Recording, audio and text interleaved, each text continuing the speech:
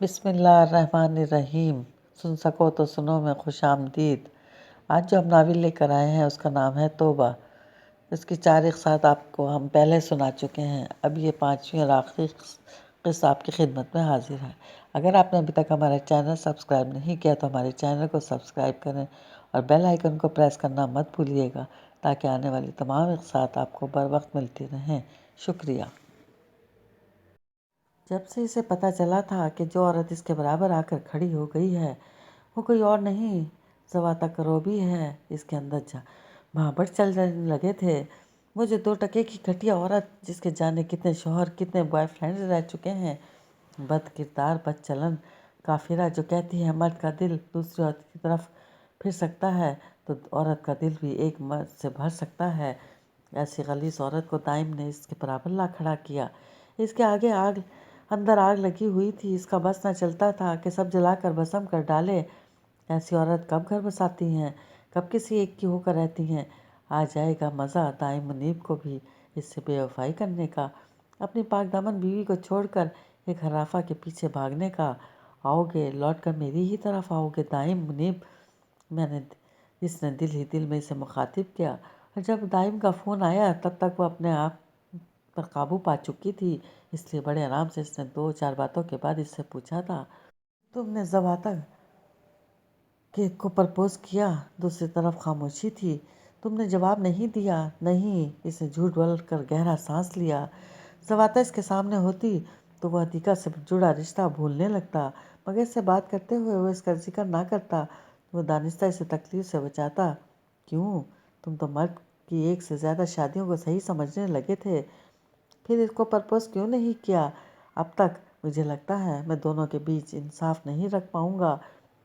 عتیقہ کو لگا ایک بار پھر زمین اس کے قدموں تلے سے کھسک گئی ہے، ایک بار پھر تماچا اس کے منہ پر لگا ہے، اور تماچا مارنے والا کون؟ اس کا محبوب شوہر۔ دائم منیب، اب میں تمہاری 50% محبت کی حقدار بھی نہیں رہی۔ اب میں اتنا پیچھے چلی گئی ہوں کہ تم ڈرتے ہو کہ انصاف نہیں کر پاؤ گے۔ اتنی ذلت اسے گوارا نہ تھی۔ اس نے پل بھر میں فیصلہ کر لیا۔ تمہیں ڈر ہے نا کہ تم میرے اور زواتا کے بیچ انصاف نہیں رکھ پاؤ گے، تو پھر خوش ہو جاؤ کہ تمہیں اس آزمائش سے گزرنا نہیں پڑے گا۔ وہ ٹھنڈے لہجے میں بولی۔ وہ الجھ کر رہ گیا۔ کیا مطلب؟ مجھے طلاق دے دو؟ اب کی بار دائم کو لگا تھا اس کے قدموں کے نیچے سے کسی نے زمین کھینچ لی ہے۔ کہتے ہیں شادی اس سے کرو جو تمہیں چاہتا ہو۔ تمہارے حصے میں یہ خوش بختی آئی پر تم نے قدر نہ کی۔ وہ خاموشی سے سن رہا تھا، یہ اور بات کہ اسے سمجھ میں نہ آ رہا تھا کہ وہ کیا کہہ رہی ہے۔ رات ڈھل رہی تھی مگر اسے نیند نہ آ رہی تھی، بے چینی سے ادھر ادھر چکر لگا رہی تھی۔ کسی پل قرار نہ تھا، کہیں وہ مجھے سچ میں طلاق نہ دے دے۔ یہ ڈر اسے بھلا سونے دیتا؟ کہنے کو وہ پتہ نہیں کیا کیا کہہ چکی تھی، مگر اب اسے لگ رہا تھا کہ دائم نے اسے چھوڑا تو وہ مر جائے گی۔ کیوں؟ میں اس شخص کے پیچھے خوار ہوں جس کے دل میں میرے لیے کوئی جگہ نہیں رہی، جو مجھ پر ایک گھٹیا عورت کو اہمیت دیتا ہے۔ میں اسے دکھا دوں گی کہ میں اس کے بغیر مر نہیں جاؤں گی۔ وہ کشمکش میں گری، کمرے سے باہر آ گئی۔ مگر اس نے مجھے چھوڑ دیا تو باقی کیا رہ جائے گا میری زندگی میں؟ پھولا بھرا باغیچہ آدھی رات کو اس کے قدم گن رہا تھا۔ بے شک چھوڑ دے مجھے، میں اس کو دکھا دوں گی کہ اس کے بغیر بھی میری زندگی میں رنگ ہے، چاہت ہے، محبت ہے۔ موتیا کے پودے کے پاس کھڑی ہو کر اس نے اپنے اندر چھڑی جنگ کا فیصلہ سنا دیا، لیکن سر تھا کہ مسلسل نفی میں ہل رہا تھا۔ دائم منیب اپنے آپ کو جانتا تھا، اسے خبر تھی کہ توازن نہ رکھ پائے گا۔ عتیقہ اس کے سامنے ہوتی تو اسے زواتا یاد رہتی، مگر جب زواتا اس کے ساتھ ہوتی تو عتیقہ کو بھول جاتا، اس کا وجود یکسر خاموش ہو جاتا۔ اگر معاملہ یوں ہی رہتا تو عمر بھر دونوں کے ساتھ برابری کا سلوک نہ کر پاتا۔ زواتا نے صحیح کہا تھا، دوسری شادی مذاق نہیں ہوتی، کسوٹی ہوتی ہے مرد کے لیے، پلسرات ہے یہ۔ 1 سے زیادہ شادیاں مرد کے لیے ڈھیل نہیں پکڑ ہیں، اس میں مرد کی آزادی نہیں، مرد کی آزمائش ہے، بہت بڑی آزمائش۔ اسے آگہی تھی کہ وہ آزمائش پر پورا نہ اتر سکتا تھا، جبکہ اللہ نے اپنے کلام کے ذریعے کھول کر بیان کر دیا کہ یہ ایک مشکل امر ہے۔ وہ عتیقہ کا ہاتھ بیچ راہ میں چھوڑ کر اور زواتا کا ہاتھ تھام کر بے حسی سے آگے بھی بڑھ نہ سکتا تھا، اس لیے اس نے کئی راتوں کے رت جگے کے بعد فیصلہ کر لیا تھا یہ اور بات کہ اس فیصلے کے بعد اسے مسکرانا مشکل لگ رہا تھا، سانس لینا بھی مشکل لگ رہا تھا، اور اب جب کہ حدیقہ اس سے طلاق مانگ رہی تھی، اسے تو مطمئن ہو جانا چاہیے تھا، اپنی خواہش پر طلاق مانگ رہی تھی، اس سے ضمیر پر کوئی بوجھ نہ رہتا اور وہ آرام سے اپنی چاہت کی طرف قدم بڑھا سکتا تھا۔ مگر یہ بے سکونی، بے قراری کیسی؟ وہ اپنا سر ہاتھوں میں تھام کر رہ گیا۔ اسے یہ ادراک ہوا تھا، پل بھر میں یہ بھید کھلا تھا، وہ عتیقہ کو چھوڑنا نہیں چاہتا تھا، وہ زواتا کے بغیر رہ نہیں سکتا تھا۔ وہ کس موڑ پر آ کھڑا ہوا تھا؟ مالتی پہ یہ وقت آتا ہوگا، اس لیے تو اللہ نے اسے اجازت دی کہ ایک سے زیادہ بیویاں رکھ سکتا ہے۔ اللہ کے حکم میں، ہر فیصلے میں، ہر رعایت میں کیا مصلحت مضمر ہے۔ یہ ایک پر اپنے وقت پر آشکار ہوتی ہے، ہر ایک خود پہ جینے کے بعد سمجھتا ہے، دائم تم واقعی مجھے چھوڑ دو گے۔ کئی گھنٹے کی اندر کی جنگ کے بعد جب اس کی آنکھ لگی تو اس کو جگا کر وہ سوال کر رہی تھی۔ اس کے جلتے وجود پر ٹھنڈی فوار پڑ گئی۔ نہیں، اس نے مطمئن ہو کر گہری سانس لیتے ہوئے نرمی سے جواب دیا تھا۔ حدیقہ نے فون رکھ دیا۔ کرسٹوفر الیگزینڈر کے دیے گئے پروجیکٹ نے اس کو بہت مصروف کر ڈالا تھا۔ وہ بہت جوش و خروش سے یہ فلم تیار کر رہا تھا۔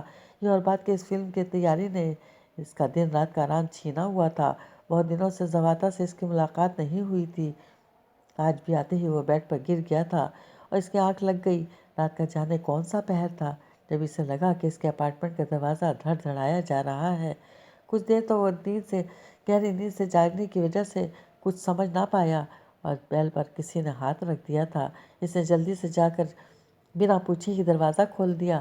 سامنے زواتا تھی، ملگجے حلیے میں، سرخ آنکھوں کے ساتھ۔ اس سے پہلے کہ وہ کچھ پوچھتا وہ بول پڑی، دائم میرے ساتھ چلو پلیز۔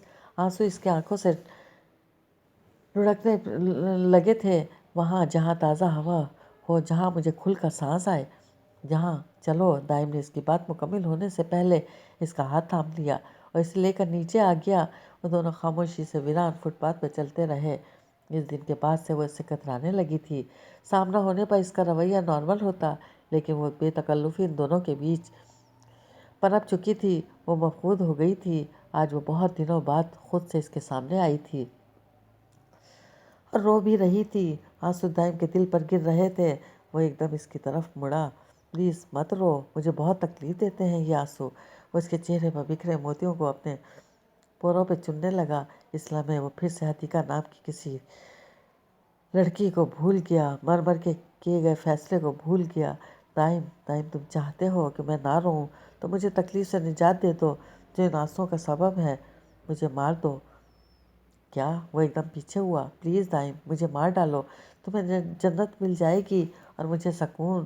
تمہیں کس نے کہا کہ اس طرح مجھے جنت ملے گی اور تمہیں سکون؟ تم ایک گستاخ کافرہ کو مار کر، تم گستاخ نہیں رہیں، تم کافرہ بھی نہیں رہیں، تم توبہ کر چکی ہو۔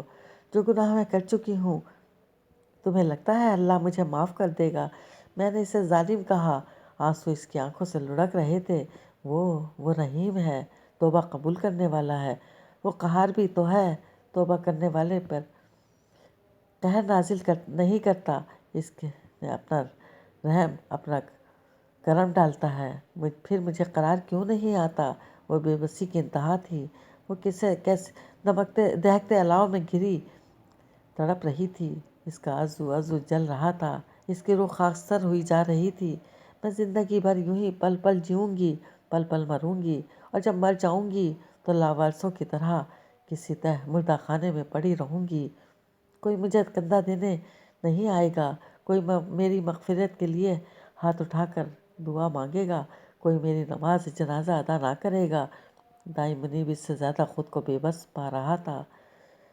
اس کا ہاتھ تھام کر اسے الاؤ سے باہر نکالے۔ اس لمحے اس کے ذہن میں ایک جھماکہ ہوا۔ زواتا، میری بات مانو گی؟ دائم نے اس کے سامنے آ کر اس کے دونوں ہاتھ تھامے۔ تم ایک بار پھر قلم اٹھاؤ۔ اس نے نفی میں سر ہلاتے ہوئے اپنے ہاتھ چھڑانے کی کوشش کی اور دائم نے نہیں چھوڑے۔ تم ایک بار پھر اسلام میں عورت کا درجہ لکھو۔ وہ کچھ نہ سمجھتے ہوئے اس کی صورت دیکھنے لگی۔ موسم نے اچانک اپنا رنگ بدلا آسمان ایسا لال جیسے کسی کا خون منہ کو لگا آیا ہو، ایسی آندھی آئی کہ کچھ سمجھ نہ آیا۔ ہر چیز مٹی مٹی ہو گئی، ہر شے اڑ کر آنکھوں میں پڑنے کو تیار تھی۔ اسے خبر ہوتی تو اس وقت مامی کے گھر سے نکلتی ہی نہیں۔ اس سے گاڑی چلانا دوبھر ہو گیا۔ اسٹیئرنگ پر ہاتھ مارتے ہوئے اس نے آسمان کی طرف دیکھا۔ دادی کہتی تھی ایسی لال آندھی تب آتی ہے جب زمین پہ کسی بے گناہ کا، کسی معصوم کا خون ہوتا ہے تو آسمان ماتم کرتا ہے۔ وہ سر ہلاتے ہوئے ہلکا سا مسکرائی۔ اب تو ہر روز ہزاروں بے گناہوں کا خون ہوتا ہے، آسمان کس کس کا غم منائے۔ بڑی مشکل سے وہ گھر تک پہنچی، آنکھوں کو مسلتی ہوئی لاؤنج سے گزر رہی تھی جب اس کے کانوں میں آواز پڑی، اسلام میں عورت کا درجہ کی رائٹر زواتا کروبی پر انتہا پسند مسلمانوں کا جان لیوا حملہ۔ زواتا کروبی نے موقع پر ہی دم توڑ دیا۔ قاتل گرفتار۔ اسے لگا ساتوں آسمان اس کے سر پر آ گرے ہوں۔ وہ اپنی جگہ سے ایک قدم بھی ہل نہ پائی۔ حملہ کرنے والے شخص کا نام سجاد الحسین معلوم ہوا ہے، جو کہ پولیس کی حراست میں ہے۔ در و دیوار، چھت، زمین سب چکرانے لگے تھے۔ موبائل اور گاڑی کی چابی اس کے ہاتھ سے گر گئے۔ نفی میں سر ہلاتے ہوئے خود بھی دیوار کے ساتھ بیٹھتی چلی گئی۔ ایرانی نژاد زواتا کروبی کو ان کی متنازع کتاب اسلام میں عورت کا درجہ کی اشاعت کے بعد ملک بدر کر دیا گیا تھا۔ پچھلے 5 سال سے مذہبی پناہ حاصل کرنے کے بعد امریکہ میں رہائش پذیر تھیں۔ مسلم فقہا نے ان پر کفر کا دعویٰ لگایا۔ اب بعض نے انہیں واجب القتل قرار دیا، جس کے بعد ان پر آج کے جان لیوا حملے سے پہلے بھی بھارت میں ان کے اعزاز میں منعقد کی گئی ایک تقریب میں قاتلانہ حملہ ہو چکا تھا۔ انہوں نے اپنی یہ سنگر جیمز وولف سے شادی بھی کی، مگر یہ شادی زیادہ عرصہ نہ چل پائی۔ نیوز کاسٹر کی آواز اب تک آ رہی تھی، مگر وہ کچھ سننے کے قابل نہ رہی تھی۔ میں نہیں چاہتی تھی زواتا تم واقعی مر جاؤ۔ اس کی آنکھوں سے آنسو بہنے لگے۔ میں نے دل سے بد دعا نہیں دی تھی تمہیں۔ میں تو بس۔ وہ گھٹنوں میں سر رکھ کر پھوٹ پھوٹ کر رونے لگی۔ باہر لال آسمان ماتم کنا تھا۔ حدیقہ عفت باہر آئیں تو اسے اس طرح روتے دیکھ کر پریشان ہو گئیں۔ ماما سسک اٹھی۔ کیا ہوا میری جان؟ انہوں نے اس کے قریب بیٹھ کر اس کا چہرہ ہاتھوں میں تھاما۔ ماما میری بد دعا اس کی جان لے گئی۔ وہ ان کے گلے لگ کر بلک بلک کر رونے لگی۔ کیا کہہ رہی ہو بیٹا؟ کیسی بد دعا؟ کس کی جان؟ عفت پریشانی سے پوچھ رہی تھی، مگر اس کی نگاہوں کے آگے منت کرتا ہوا دائم آ کھڑا ہوا۔ جو کہنا ہے مجھے کہو، جو بد دعا دینی ہے مجھے دو، اسے کچھ مت کہنا۔ دائم اس کے منہ سے نکلا اور وہ ایک دم پیچھے ہو کر اپنے کمرے کی طرف بھاگی۔ عفت پریشانی سے اسے آوازیں دیتے ہوئے اس کے پیچھے آئی، مگر وہ کمرہ بند کر چکی تھی۔ وہ ایک دفعہ خودکشی کی کوشش کر چکی تھی، اس لیے اب وہ فوراً اس کی طرف سے پریشان ہو جاتی تھی۔ انہوں نے اس کے کمرے کا دروازہ دھڑ دھڑانا شروع کر دیا۔ ماما پلیز مجھے دائم سے بات کرنے دیں۔ وہ دروازہ کھول کر ان کے سامنے آئی۔ وہ وہاں اکیلا ہے ماما۔ عفت کچھ نہ سمجھی۔ وہ پھر سے اپنے کمرے میں بند ہو چکی تھی۔ وہ پریشان ہونے کے باوجود وہاں سے ہٹ گئی۔ کرسٹوفر الیگزینڈر کے دیے ہوئے پروجیکٹ کو مکمل کرنے کے لیے وہ پچھلے 3 دن سے کھانا پینا، سونا جاگنا سب بھولا ہوا تھا۔ نیو یارک میں کئی مذاہب سانس لیتے تھے۔ اس نے اور اس کے گروپ کے مائیکل اور سندھیا نے باہمی مشوروں سے ہر مذہب کی پناہ عبادت گاہ پہ ڈاکومنٹری فلم بنانے کا ارادہ کیا تھا۔ آج وہ مسجد الرحیم اور پھر سینٹ تھامس چرچ میں کام کرنے کا ارادہ لے کر گھر سے نکلا تھا، اور کام کے دوران وہ صرف کام کرتا تھا۔ ہر وہ شے جو اس کے کام میں دھیان میں دخل انداز ہو اسے پرے کر دیتا تھا۔ اس نے کام شروع کرنے سے پہلے موبائل کو بند کرنا بھی نہیں بھولتا تھا، جو وقت بے وقت بج اٹھتا تھا۔ کام ختم ہونے کے بعد مائیکل اور سندھیا کو الوداع کہہ کر وہ بس اسٹاپ کی طرف چل پڑا۔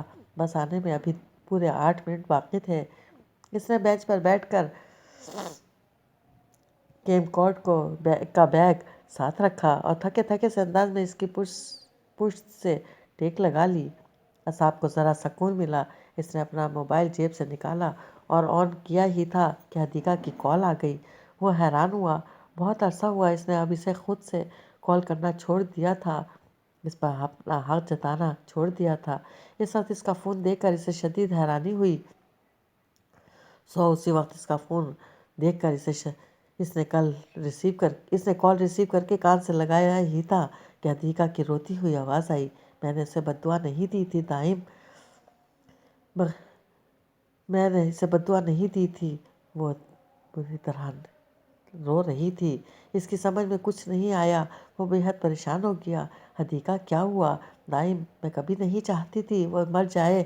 میں نے تو بس یوں ہی کاش میں مر جاتی حدیقہ، جیسے میں نے پاپا کے لیے کہا، جیسے ماموں کے لیے کہا، حالانکہ میں کبھی نہیں چاہتی کہ وہ مر جائیں۔ ایسے ہی میں نے اسے بھی کہہ دیا تھا۔ میری بددعا اسے مار گئی دائم، میری بددعا اسے مار گئی۔ کس کی بات کر رہی ہو حدیقہ؟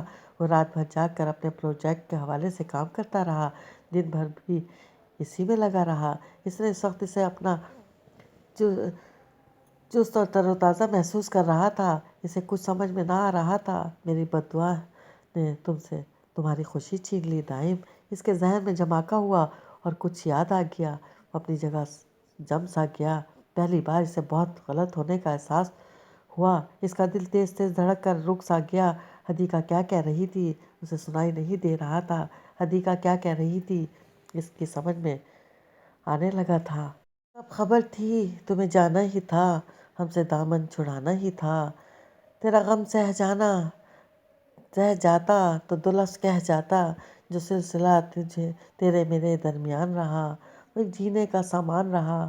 تیرا غم سہ جاتا تو دلفظ کہہ جاتا، خفا خفا بہار گئی، ہجر کا موسم ٹھہر گیا، تیری یادوں میں بیت ہر پہر گیا۔ تیرا غم سہ جاتا تو دو لفظ کہہ جاتا، تجھے آنکھیاں موند میٹھی نیند سونا تھا، ہمیں عمر بھر کو بے خواب ہونا تھا۔ تیرا غم سہ جاتا تو دو لفظ کہہ جاتا۔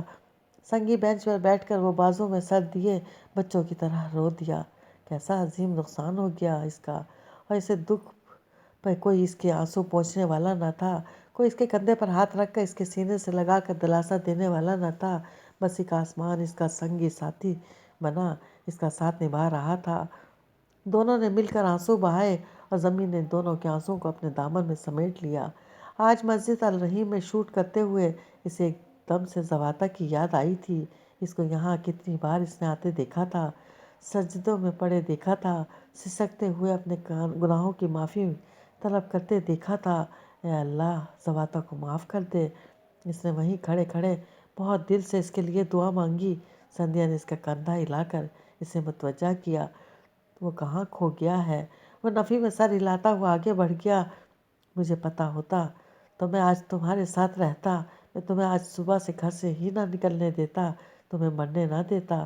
وہ بندہ بشر تھا، عالم دکھ میں عام آدمی کی طرح بھول گیا تھا کہ وہ حی القیوم ہے، محیط و مقیت ہے۔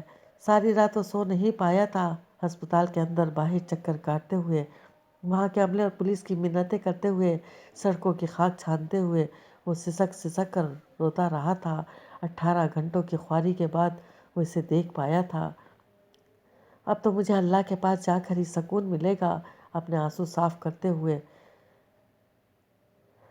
تابوت میں چہرہ دیکھا۔ اس وقت اس کے منہ سے اکثر نکلنے والے یہ الفاظ یاد آئے۔ اسے یہ بھی یاد آیا کہ اس نے آخری بار اسے اسی رات دیکھا تھا جس کے طلوع ہونے والے سورج نے اسے دائمی جدائی بخش دی تھی۔ اس رات جب وہ اپنے بستر پر جانے لگا تھا تو جانے کیوں اس کا بہت جی چاہا کہ زواتا کو دیکھے، اس سے بات کرے۔ وہ اپنے فیصلوں سے پیچھے نہ ہٹتا تھا، مگر زواتا کے معاملے میں اپنے فیصلے پہ قائم رہنا اس کے لیے مشکل ترین امر بن گیا تھا۔ اس معاملے میں دل سے بڑا باغی تھا۔ وہ نہ کرتا ہوا اٹھ کر کھڑکی میں کھڑا ہوا۔ یہ دیکھ کر اسے عجیب سا اطمینان ہوا کہ اس کی کھڑکی کھلی تھی۔ وہ آج بھی اس حالت میں تھی جس میں اس نے اسے پہلی بار دیکھا تھا، سر تابہ چادر میں لپٹی ہوئی، سجدے سے اٹھتی ہوئی۔ اس کے پاس کیمپ کوڈ نہیں تھا۔ پھر وہ جان گیا کہ اس کی آنکھوں سے آنسو بہہ رہے ہیں۔ اس لمحہ اس نے اپنے رب سے دعا مانگی تھی، اے میرے رب، زواتا کو سکون عطا فرما۔ اسے لگا تھا اس کی دونوں دعائیں مستجاب ہوئیں۔ جاتے جاتے زواتا کے چہرے پر سکون تھا، اس کے لبوں پہ ہلکا سا تبسم ٹھہر گیا تھا۔ جانے اس نے آخری لمحے میں کیا سوچا ہوگا۔ دائم منیب کو اس کی زندگی میں اپنے مقام کا درست تعین نہ کل تھا نہ ہی آج۔ میڈیا کے پاس ایک ہی موضوع بچا تھا، زواتا کروبی، زواتا کروبی۔ شاید سب اتنا تکلیف دہ نہ ہوتا اگر زواتہ کروبی کے ساتھ دائم منیب کا نام نہ جوڑا جاتا۔ میڈیا کے مطابق زواتہ کروبی سے 6 سال چھوٹا دائم منیب اس کا دوست تھا، جسے آخری دنوں میں اس کے ساتھ دیکھا گیا۔ وہ ایک پاکستانی جونیئر ڈائریکٹر تھا جو نیو یارک فلم اکیڈمی سے ڈاکومنٹری فلم میکنگ کا 1 سال کا پروگرام کرنے آیا تھا، جس کے کریڈٹ پر ایک فلم تھی جسے Taiwan international documentary film festival میں گرینڈ پرائز مل چکا تھا۔ فوٹیج میں ان دونوں کو اکٹھے پھولوں کی کسی نمائش میں دکھایا جا رہا تھا۔ ایک منظر میں دونوں ایک فٹ پاتھ پہ ساتھ ساتھ چلتے نظر آتے ہیں۔ دونوں گھروں میں اس کے سامنے یہ خبریں من گھڑت ثابت کرنے کی بھرپور کوشش کی جا رہی تھی۔ وہ مزمل سا مسکرا دیتی۔ وہ اسے جس تکلیف سے بچانا چاہتے تھے وہ اس قرب سے 3 ماہ پہلے گزر چکی تھی۔ اب تو وہ اپنی شکل آئینے میں پہچاننے کی کوشش کرتی تھی۔ دائم نے اس کے بعد سے اس سے کوئی بات نہ کی تھی۔ وہ بھی اس کا نمبر ملاتے ملاتے رک جاتی۔ وہ سوچتی اب اس کے بیچ بات کرنے کے لیے کیا رہ گیا ہے۔ زواتہ کے جانے کا غم، اس پر سب کا رویہ ہی اس سے بات ہی نہیں کر رہی تھی۔ باپ نے آنکھ کرنے کا مسودہ سنا دیا تھا۔ بہن بھائی الگ خفا تھے۔ آئس تو تب سے ہی خفا تھا جب اس نے اس سے حدیقہ کی خودکشی کی کوشش کی وجہ پوچھی تھی، اور دائم نے پہلے تو ٹالنے کی کوشش کی، پھر اسے جھڑک دیا تھا اور وہ ان دونوں کے نجی معاملے میں دخل نہ دے۔ حدیقہ نے بھی اس دن کے بعد سے اس سے کوئی بات نہ کی تھی، نہ ہی وہ کرنا چاہتا تھا۔ ایک ایک پل اس کا جیسے کوئی امتحان لینے کو کمر کس کر کھڑا تھا۔ اس دن وہ سرد خانے سے ہو کر آیا تھا تو اس کے قدم خود بخود ہی جو اٹھے زواتہ کے اپارٹمنٹ کے سامنے جا کر رکے۔ وہ بند تھا، اسے اس کے قتل کے دن سے سیل کر دیا گیا تھا۔ وہ کافی دیر وہاں کھڑا رہا، کھڑکی کی طرح یہ دروازہ بھی اس کے لیے ہمیشہ کے لیے بند ہو چکا تھا۔ 15 دن ہو گئے تھے زواتہ کی نعش سرد خانے میں پڑی تھی۔ اس کی بہنوں یا بھائی میں سے کوئی اس کے وارث نہیں ہو کر آیا۔ ایرانی حکومت یا ایرانی سفارت خانے کے کسی ترجمان کی طرف سے کوئی بیان جاری نہ ہوا، نہ ہی رابطہ ہوا۔ اس نے ان 2 ہفتوں میں بحرنگ سے کروبی سے رابطہ کرنے کے ہر ممکن ذرائع استعمال کیے۔ آخر وہ کامیاب ہو گیا۔ فیس بک پر اس کا اور زواتہ کا ایک مشترک ایرانی دوست تھا، فردین۔ دائم نے اس سے درخواست کی کہ وہ بحرنگ کروبی یا ماہیار کا نمبر حاصل کر کے اسے دے دے۔ فردین نے اس سلسلے میں اس کی کافی مدد کی، مگر بحرنگ نے اس کی کوئی بات نہ کیے بغیر یہ کہہ کر فون بند کر دیا کہ ہمارے لیے وہ تب ہی مر گئی تھی جو وہ امریکہ بھاگ گئی تھی، اور جب وہ تم جیسوں کے ساتھ منہ کالا کرتی رہی۔ پھر اس نے ماہیار سے بات کی، اس نے خاموشی سے اس کی بات سنی۔ کس رشتے کی بنیاد پر اس کی نعش پر اپنا حق جماتا، میں صرف اس کے لیے دعا کر سکتا ہوں۔ اس نے ایرانی سفارت خانے سے رابطہ کیا، مگر کوئی خاطر خواہ جواب نہ ملا۔ کوئی امیر، کوئی امام، یہاں تک کہ کوئی عام سا مولوی بھی اس کی نماز جنازہ پڑھانے کو تیار نہ تھا۔ لوگوں کی ایک بھیڑ زواتہ کروبی کو دیکھنے کے لیے اسپتال کے باہر جمع رہتی، مگر ان میں شاید ہی کوئی ایسا ہو جو اس کی فاتحہ پڑھنے آیا ہو، اس کے لیے دعائے مغفرت مانگنے آیا ہو۔ ان میں زیادہ تر پرنٹ اور میڈیا کے نمائندے ہوتے، یا وہ عیسائی اور یہودی ہوتے جو ہاتھوں میں گلدستے لیے زواتہ کروبی کے نقطۂ نظر بہادری اور عظمت کو سلام پیش کرنے آتے۔ میں زندگی بھر یوں ہی پل پل جیوں گی، پل پل مروں گی، اور جب مر جاؤں گی تو لاوارثوں کی طرح کسی مردہ خانے میں پڑی رہوں گی۔ کوئی مجھے کندھا دینے نہیں آئے گا، کوئی میری مغفرت کے لیے ہاتھ اٹھا کر دعا نہیں کرے گا، کوئی میری نماز جنازہ ادا نہ کرے گا۔ اس کے کانوں میں اس کی سسکیاں گونجتی تو اس کی سانسیں رکنے لگتیں۔ اسے لگتا ہے اس کے سینے میں میخیں گاڑی جا رہی ہیں۔ نہیں زواتہ، میں تمہیں یوں رخصت نہیں ہونے دوں گا۔ میں تمہارے تمام خدشے، تمام اندیشے باطل کر دوں گا۔ انشاءاللہ تم بڑی شان سے جاؤ گی۔ پھر وہ نفی میں سر ہلاتا چلا جاتا۔ جب وہ اپنی تمام تر دوسری کوششیں کر چکا اور پھر بھی ناکامی ہوئی تو اس نے سوچ لیا کہ اسے کیا کرنا ہے۔ وہ زواتہ کروبی تھی جو ایئرپورٹ سے نکل رہی تھی۔ اس نے تنگ جینز کے ساتھ چست سی شرٹ پہن رکھی تھی، چہرے پر دھوپ کا چشمہ تھا۔ منظر بدلتا ہے، اب وہ کوئی پریس کانفرنس کرتی ہوئی نظر آ رہی تھی۔ اس کے ہاتھ میں اس کی متنازع تخلیق اسلام میں عورت کا درجہ تھی۔ منظر پھر بدل جاتا ہے، اب وہ جیمز وولف کے ہاتھ میں ہاتھ دیے کسی پارٹی میں نظر آ رہی تھی۔ اس کے دوسرے ہاتھ میں حرام مشروب کا گلاس تھا۔ یہ زواتا کروبی ہے جسے آپ جانتے ہیں۔ سکرین پر دائیں منیب نظر آتا ہے، ٹھہرے ہوئے دھیمے لہجے میں بات کرتا ہوا۔ اور اب آپ دیکھیں اس زواتا کروبی کو جسے میں جانتا ہوں۔ کچھ تصویریں یک کے بعد دیگرے دکھائی جاتی ہیں۔ پہلی تصویر میں وہ سر سے لے کر پاؤں تک سیاہ چادر میں چھپی دونوں ہاتھ اٹھائے دعا مانگ رہی تھی۔ دوسری تصویر میں وہ کسی مسجد کی صف میں بیٹھی نظر آ رہی تھی۔ تیسری تصویر میں وہ قرآن پاک تلاوت کرتی دکھائی دیتی ہے۔ پھر وہ کچھ ویڈیو کلپس چلتے ہیں۔ کاش ہماری عورت جان جائے، یہ برابری عورت کو کتنا نیچے کر دیتی ہے۔ یکتا کروب کی آنکھیں نم اور لہجہ نمناک تھا۔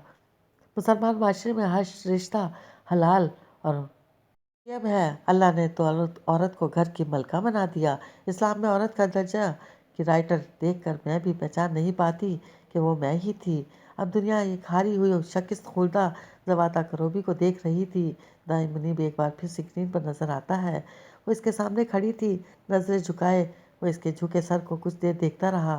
کیسی ہو؟ اس نے جواب نہیں دیا، یوں ہی مجرموں کی طرح سر جھکائے رکھا۔ وہ جانتا تھا وہ رو رہی ہے۔ ایک گہری سانس لے کر اس کے ہاتھ سے ٹرالی لے کر وہ چلنے لگا۔ وہ بھی اس کے پیچھے پیچھے چلنے لگی۔ راستہ بھر دونوں خاموش رہے۔ اپارٹمنٹ آ کر اسے فریش ہونے کا مشورہ دے کر دائم نے اس کے لیے کھانا لگایا۔ وہ جانتا تھا سفر میں اس نے کچھ نہیں کھایا ہوگا، اس لیے کھانا تیار کر لیا تھا۔ اس نے تو اپنے آنے کا بتایا بھی نہ تھا۔ وہ تو اس کی روانگی کے بعد آئز نے اسے فون کیا تھا۔ جانے آئز اس سے کس بات کی معافی مانگ رہا تھا۔ جب اس نے استفسار کیا تو اس نے کچھ نہیں کہہ کر فون رکھ دیا۔ دائم کو لگا وہ رو پڑا تھا۔ حدیقہ اسے ایئرپورٹ دیکھ کر حیران رہ گئی تھی۔ بہت دیر اس کے چہرے سے نظریں ہٹا نہ سکی، اور جب نگاہیں جھکیں تو اٹھا نہ سکی۔ اور جہاں تک بات تھی دائم کی، وہ نہیں جانتا تھا اس وقت وہ حدیقہ کے لیے کیا محسوس کر رہا ہے، مگر یہ حقیقت تھی کہ بہت دنوں بعد کسی اپنے کو سامنے دیکھ کر اس کے اندر سکون کا ایک احساس جاگا تھا۔ وہ خاموشی سے کاؤنٹر کے سامنے پڑی کرسی پر بیٹھ گئی۔ اب وہ رو نہیں رہی تھی، مگر اس کا چہرہ سرخ اور سوجی آنکھیں اسے تکلیف دے رہی تھی۔ دائم نے اس کا ہاتھ تھامنا چاہا، اس نے چھڑا لیا۔ اس کے آنسو صاف کرنے چاہے، اس نے چہرہ بھی پیچھے کر لیا۔ مجھے زواتا کو دیکھنا ہے، یہ پہلا جملہ تھا جو اس نے اب تک ادا کیا تھا۔ زواتا کروبی کے بے جان سرد وجود پہ پہلی نظر پڑی۔ بہت دیر تک وہ پلکیں جھپکا نہ سکی۔ اس کے لبوں پر ایک مبہم سی مسکراہٹ تھی۔ اس مسکان کو ابد تک یوں ہی سجے رہنا تھا۔ وہ اپنے گناہوں کا لبادہ اتار کر ہلکی پھلکی ہو کر دنیا سے گئی تھی۔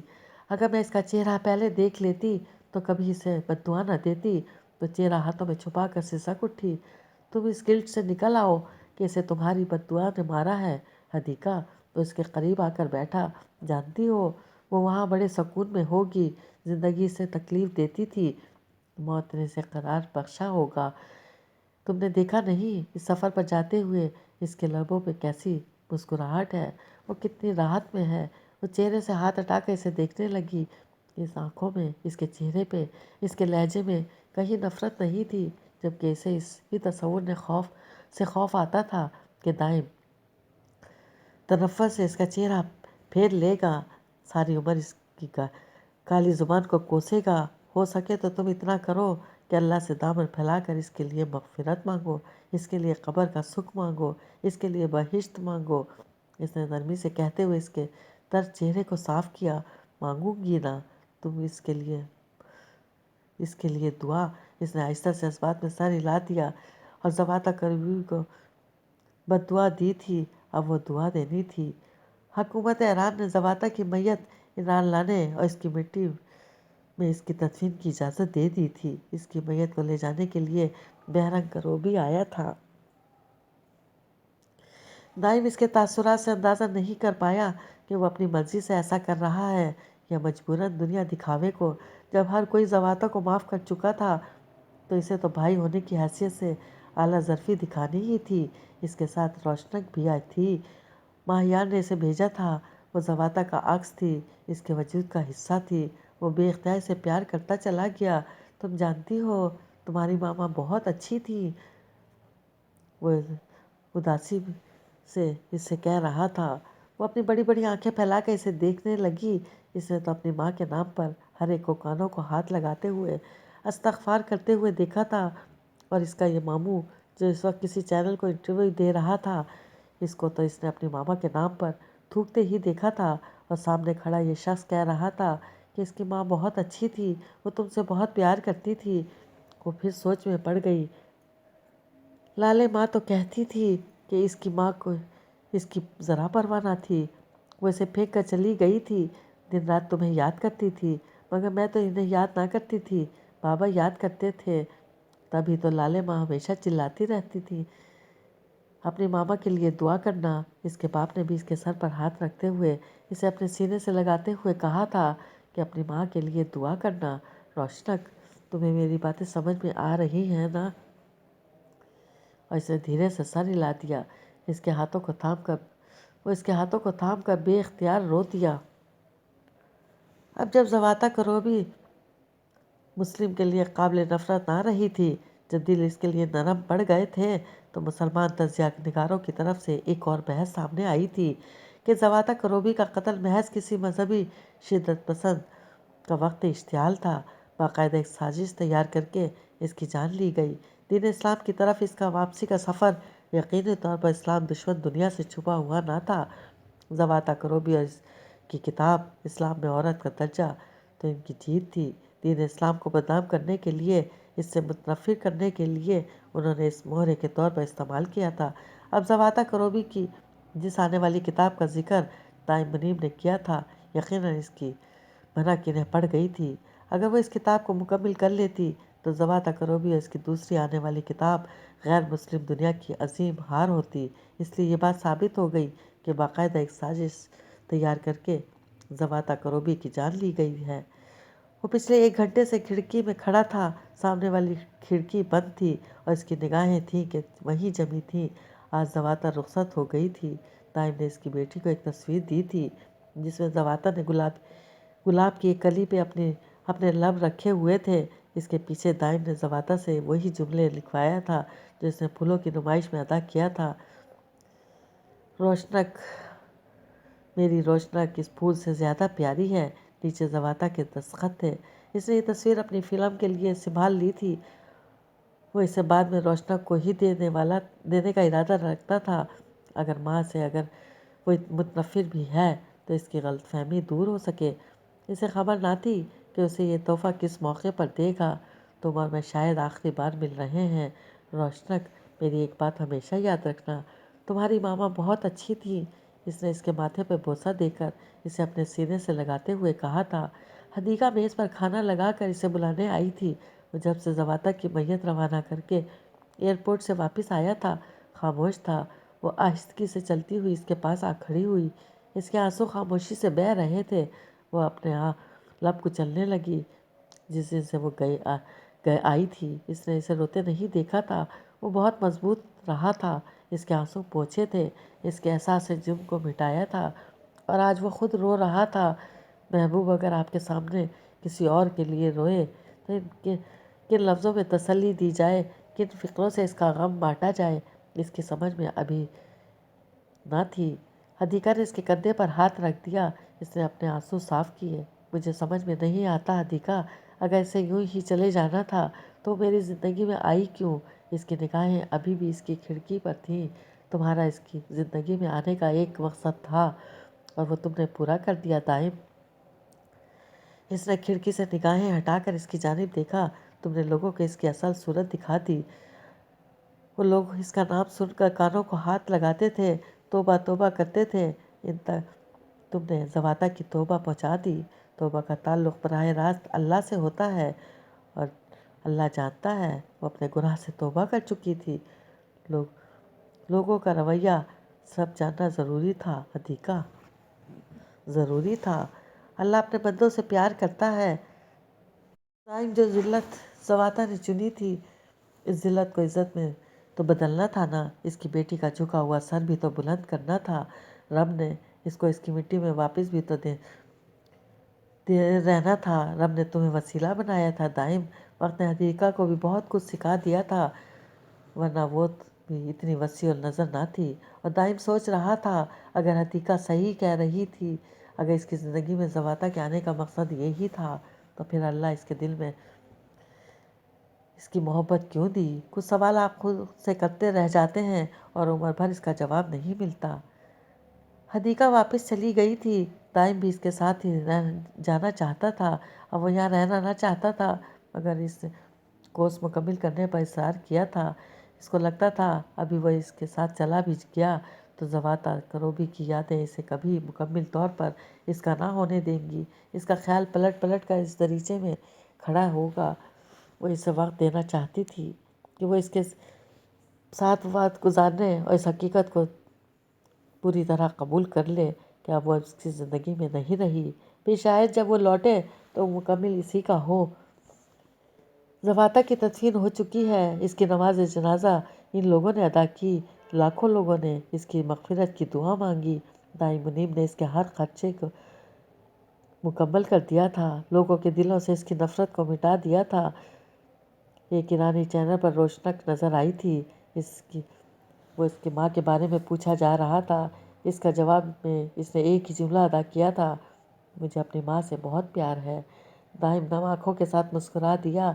اسے لگا زواتا کے لبوں پر مبہم سی مسکراہٹ گہری ہو گئی ہوگی۔ دائم منیب اب بھی جب تھکا ہارا کیمپس یا اسٹوڈیو سے لوٹتا ہے تو اس کھڑکی کے آگے آ کھڑا ہوتا ہے۔ اس نے نیک نیتی سے زندگی حدیقہ کے سنگ گزارنی تھی، مگر یہ دل تھا جو زواتا کو بھول نہیں پا رہا تھا، نہ ہی اس نے ایسی کوئی کوشش کی تھی۔ وہ اسے یاد رہے گی تو اس کا ادھورا کام وہ مکمل کرے گا۔ وہ جانتا ہے اس کھڑکی کے پار اسٹڈی ٹیبل پر، یا شاید بیڈ کی سائڈ ٹیبل پر، یا پھر کونے میں پڑے فلور کشن کے نزدیک رکھے ریک پر اس کی دوسری ادھوری کتاب کے صفحات پھڑ پھڑا رہے ہوں گے۔ وہ کتاب جس کو پھر لکھنے کا مشورہ اس نے زواتا کو دیا تھا، جس میں اسے اپنے ہر سوال کا جواب اسے خود دینا تھا، اپنے ہر اعتراض کو دلیل کے ساتھ خود رد کرنا تھا۔ وہ اپنا ہر عزم پورا نہ کر سکی۔ قوی امکان یہ تھا کہ صفحات اب وہاں سرے سے موجود ہی نہ ہوں۔ مسلمان تجزیہ نگاروں نے جو بحث اٹھائی تھی، وہ نکتہ اس کے ذہن میں سب سے پہلے آیا تھا۔ اسے بھی لگتا تھا کہ زواتا کافروں کی سازش کا شکار ہوئی ہے۔ وہ سوچ چکا ہے اسے کیا کرنا ہے۔ اسے مسلمان دشمنوں کے ارادوں کو کامیاب نہیں ہونے دینا، اسے زواتا کے ادھورے پیغام کو لوگوں تک پہنچانا ہے، اسلام میں عورت کا درجہ بنانی ہے۔ اس فلم کو دیکھ کر کوئی بھی عبرت حاصل کر گیا، کوئی ایک بھی بھٹکنے سے بچ گیا، کوئی ایک بھی راہ خدا پر چل پڑا، تو اسے اپنے مقصد میں کامیابی ہو جاتی۔ اب اسے کسی تمغے، کسی ایوارڈ کا لالچ نہیں رہا، اسے یہ سب کچھ اس محبت کے صدقے کرنا ہے جو اس کو شہد رنگ آنکھوں والی لڑکی سے ہو گئی تھی۔ میری آواز کی دنیا کے دوستو، ناول آپ کو کیسا لگا ضرور بتائیے گا، اور آپ ہم سے کون سا ناول سننا چاہتے ہیں ہمیں یہ بھی بتائیے گا۔ شکریہ۔